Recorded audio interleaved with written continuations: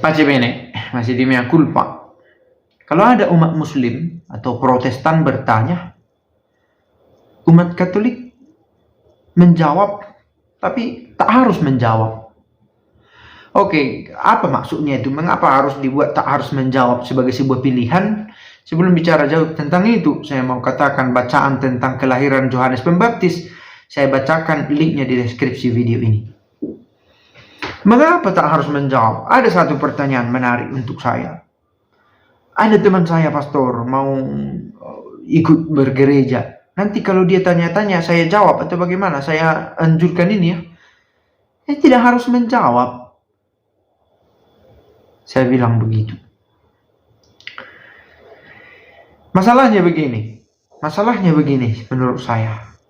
Kalau saya menyebut diri saya Katolik, seolah-olah saya harus memahami semua, harus dalam arti bahkan ketika sebenarnya saya tidak memahami, supaya terkesan bukan ikut-ikut saja, supaya terkesan untuk menghindari kesan ini, menghindari kesan bahwa saya ikut-ikut saja, maka saya seolah-olah harus bisa menjawab semua. Mudah-mudahan terang ya, karena ini terjadi kan dalam kehidupan nyata. Oh, siapa Yesusmu? Dari mana dia lahir?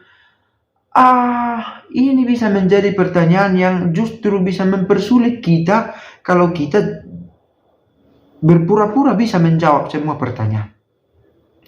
Percayalah, dia yang bertanya itu tidak selalu karena ingin tahu. Itu yang pertama. Yang kedua, dia yang bertanya itu belum tentu juga demikian paham dengan agama yang diikuti. Bahkan bila dia ateis, oke.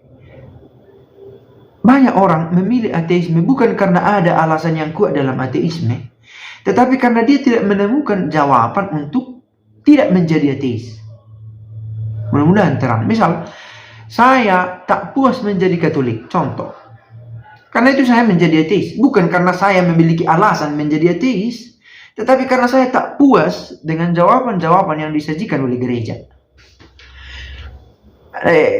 Mudah-mudahan terang perbedaannya ya. Bukan karena saya tertarik karena ini, tapi saya terdorong oleh kekesalan dari sini. Jadi itu terkait ateis. Orang yang beragama lain dengan kita, dia bertanya bukan karena ia ingin tahu, tidak melulu, tidak selalu.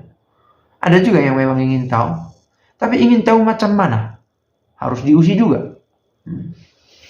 Bahkan ketika kita tahu jawabannya, tak harus juga kita beritahu. Karena itu tadi, bukan karena tidak kita sadari tugas mengajar kita, bukan karena itu, tapi karena pada kita dituntut kebijaksanaan kapan kita berbicara dan bagaimana kita berbicara.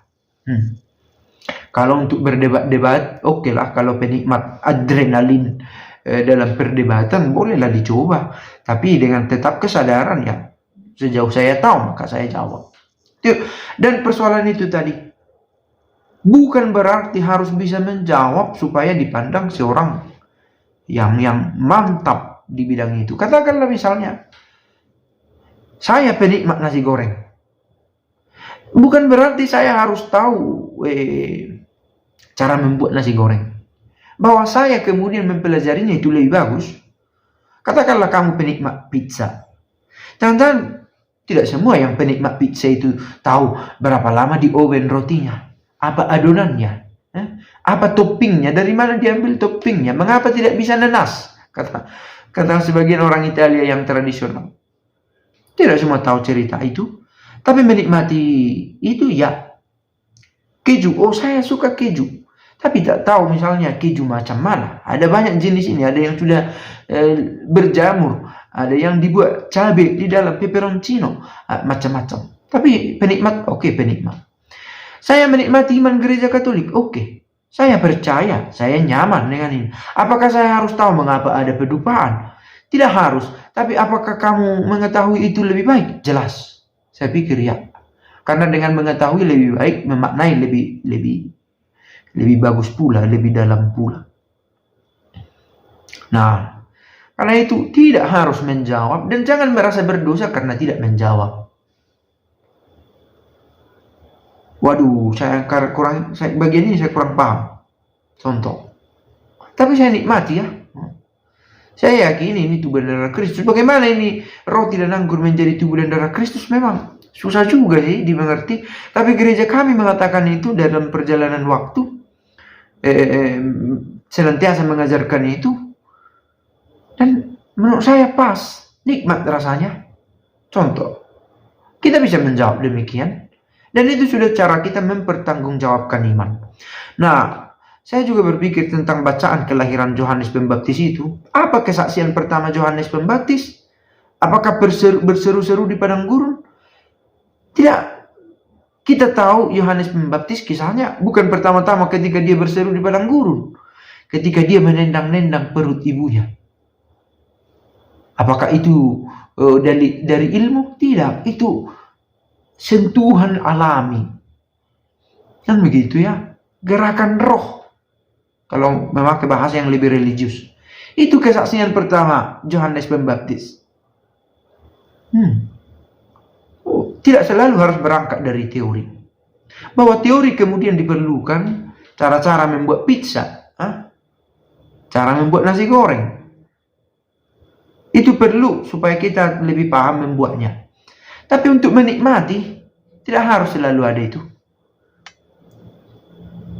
Untuk kita, bahwa ada orang yang khusus untuk itu, mengerti itu, jelas. Demikian halnya teologi-teologi kita. Ada ruang yang khusus untuk itu.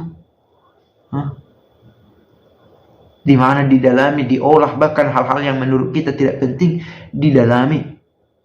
Sampai akhirnya ditemukan nilai yang berarti. Nilai inilah yang disajikan di atas piring untuk kita nikmati bersama, seperti pizza dan nasi goreng itu. Apakah kamu ingin masuk ke dapur dan melihat apa yang dilakukan oleh chef untuk memasak itu? Datanglah, berteologilah. Carilah ke tempatnya. Bukan tidak bisa, tetapi tidak harus mendalami sampai ke teori-teori macam itu. Tapi perlu. Yang harus ialah menghidupi sebagaimana dan mengalami sebagaimana Yohanes Pembaptis menendang-nendang perut rahim ibunya. Sebuah kesaksian dari perbuatan dan pengalaman, berangkat dari pengalaman. Gitu videonya kali ini, dan pace bene